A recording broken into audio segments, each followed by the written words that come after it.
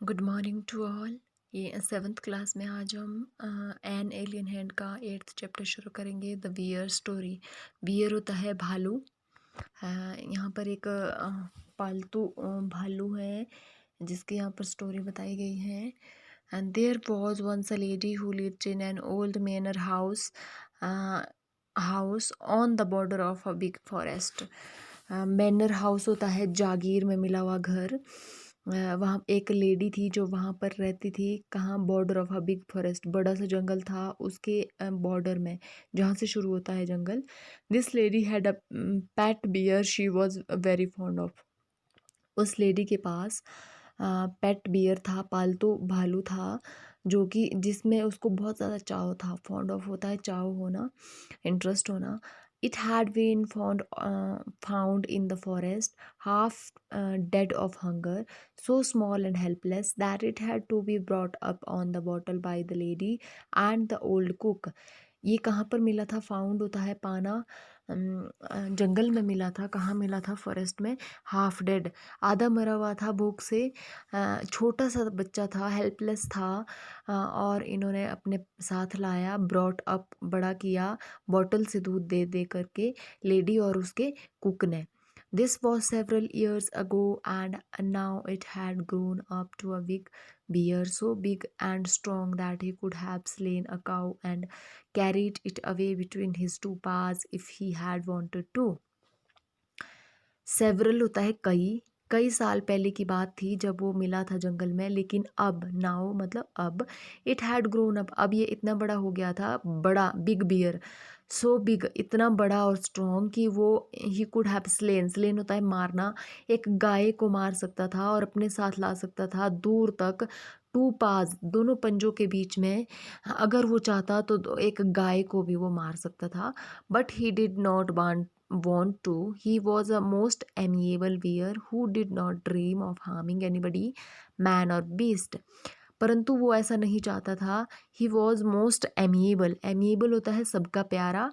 इतना प्यारा बियर था, वो सबके साथ बहुत प्यार से रहता था और उसका ड्रीम नहीं था, सपना नहीं था कि वो किसी को हार्म पहुंचाए, मतलब हानि पहुंचाए, वो जानवर हो या फिर इंसान हो। He used to sit outside his kennel and took with his small intelligent eyes most amicably at the cattle grazing in the field near by. वो कहाँ पर बैठा करता था? आउटसाइड इज कैनल, कैनल होता है जो उसके लिए घर बना होता है छोटा सा। And took with his small, अपनी इंटेलिजेंट आई से किसको देखता रहता था? एमिकेबली होता है बिल्कुल दोस्ताना अंदाज में। कैटल ग्रेजिंग, ग्रेज होता है चरना, फील्ड में, नज़दीक में जो कैटल चर रहे होते थे उनको वो आराम से देखता रहता था। The three shaggy mountain ponies in the stable knew him well and did not mind in the least when he shuffled into the stable with his mistress. तीन टट्टू थे। पनीज होते हैं टट्टू, माउंटेन शैगी होते हैं झबरे, झबरे कलर का माउंटेन में रहने वाले टट्टू थे जो कि स्टेबल थे। वो जानते थे उसे बहुत अच्छे से और वो माइंड नहीं करते थे जब वो कभी अपनी मिस्ट्रेस के साथ, अपनी मालकिन के साथ कभी शफल करता था, कभी थोड़ा सा लड़ता झगड़ता था। The children used to ride on his back and had more than once week found asleep in his kennel between his two paws. Children क्या करते थे? उसकी पीठ पर राइड किया करते थे, सवारी किया करते थे। And had more than once been found asleep, और इन हिज कैनल, कभी कभी तो वो सो जाते थे उसकी कैनल में, बिटवीन हिज टू पाज, उसके दोनों पंजों के बीच में सो जाते थे। The three dogs loved to play all sorts of games with him, तीन कुत्ते थे जो उसके साथ हर तरह की गेम खेलना पसंद करते थे। Pull his ears and his stump of a tail and tease him in every way, but he did not mind in it the least. यहाँ पर देखिए पिक्चर में दिखाया गया है, मंकी है, कुत्ता है। तो इस तरह से यहाँ पर है, उसके पुल हिज ईयर्स, उसके कान खींचते थे, his stump of a tail, उसकी पूंछ खींचते थे। एंड टीज हिम, टीज होता है परेशान करना, और उसे परेशान करते थे हर तरह से, परंतु वो माइंड नहीं लेता था, कुछ भी उसे मतलब परवाह नहीं होती थी। He had never tasted meat, he ate the same food as the dogs and often out of the same plate. उसने कभी मीट को टेस्ट नहीं किया था। वो सेम फूड खाता था जो डॉग्स खाते हैं, कुत्ते खाते हैं, और सेम प्लेट पे खाता था। जैसे ब्रेड है, ब्रेड मतलब रोटी है, पॉरिज होता है, हलवा, पोटैटो, आलू, कैबेज, गोभी, टर्निप, शलगम, तो ये सारी चीज़ें खाता था वो। He had a fine appetite and his friend the cook saw to it that he got his fill. Appetite होती है भूख, उसे अच्छी खासी भूख लग जाती थी, और जो कुक था वो समझ जाता था, वो उसका फ्रेंड था, वो समझ जाता था, वो देखता था कि अब उसका पूरा हो गया है। Bears are vegetarians if they have a chance and fruit is what they like best. अगर उन्हें चांस मिलता है तो बियर्स वेजिटेरियंस होते हैं, शाकाहारी होते हैं, और फ्रूट्स उनके सबसे पसंदीदा फलों में से एक है, चीज़ों में से एक है। In the autumn he used to sit and look with wistful eyes at the ripening apples in the orchard, and in his young days he had been sometimes unable to resist the temptation to climb the tree and help himself to a handful of them. In the autumn, पतझड़ की ऋतु है, he used to sit and look with wistful eyes, वो कहाँ बैठता था, wistful होती है चिंतित आंखें, वहाँ बैठता था और चिंतित आंखों से देखता था at the ripening apples, apples जो पक रहे हैं इन द ऑर्चर्ड, बगीचे में। And in his young days he had been sometimes unable to resist the temptation, और जब वो छोटा सा था तो वो टेम्पटेशन होता है लालच, लालच से वो छोटा सा था तो लालच से देखता था और वो अनेबल था सॉरी,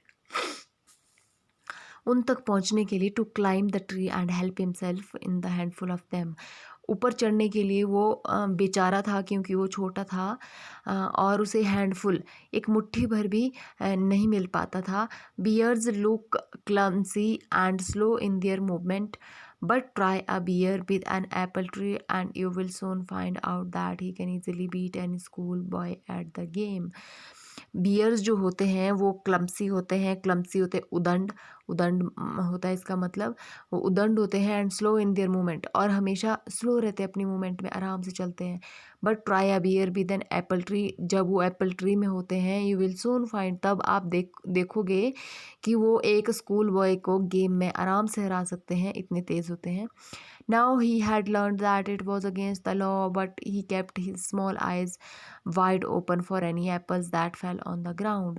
अब उसे ये भी पता था कि ये लॉ के अगेंस्ट है, नहीं तोड़ने चाहिए एप्पल, परंतु वो अपनी आंखें हमेशा खुली रखता था, वाइड ओपन मतलब चौड़ी चौड़ी खोल के रखता था, कि जब कोई apple fell on the ground, ground पे गिरेगा तो वो जल्दी से उसे पिक करेगा। There had also been some difficulties about the beehives, beehives होता है मधुमक्खी का छत्ता, कुछ डिफ़िकल्टीज, कुछ मुश्किलें मधुमक्खी के छत्ते के साथ थी। He had been punished for this by being put on the chain for 2 days with a bleeding nose and he had never done it again. उसने उनको खींचा, छत्ते को खींचा और उसके नाक से ब्लीड करने लगा 2 दिन तक, खून आने लगा, और उसके बाद वो कभी भी छूता नहीं था उसमें।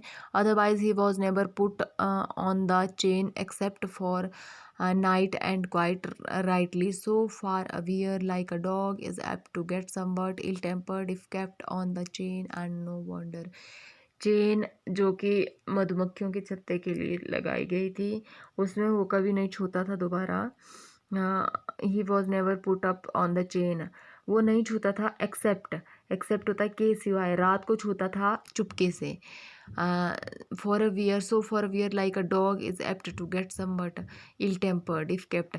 अगर एक भालू के लिए भी वैसा ही है जैसा एक कुत्ते के लिए है, अगर कोई चीज़ टाइम से नहीं मिल जाती है तो इल टेम्पर्ड, गुस्सा बहुत आता है। एंड नो वंडर, इसमें कोई हैरानी वाली बात नहीं है, ऑब्वियसली वो भालू है इसलिए उसे गुस्सा आएगा।